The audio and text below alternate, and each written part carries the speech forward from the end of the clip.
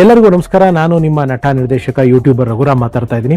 ಈ ವಿಡಿಯೋ ಮಾಡ್ತಾ ಇರೋ ಉದ್ದೇಶ, ಯುವಿನ್ ಅನ್ನೋ ಒಬ್ಬ ನವ ನಿರ್ದೇಶಕ ಒಂದು ಹೊಸ ಕಿರುಚಿತ್ರನ ನಿರ್ದೇಶನ ಮಾಡಿದ್ದಾರೆ, ಜೋಪಾನ.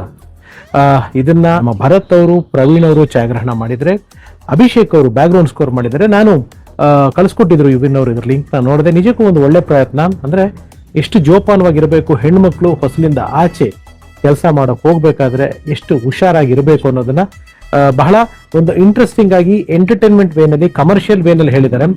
ಒಂದು ಚೇಸ್ ಬರುತ್ತೆ, ಒಂದು ಆ ಚೇಸ್ ದೃಶ್ಯ ಅಂತೂ ತುಂಬಾ ಚೆನ್ನಾಗಿ ತೆಗೆದಿದ್ದಾರೆ.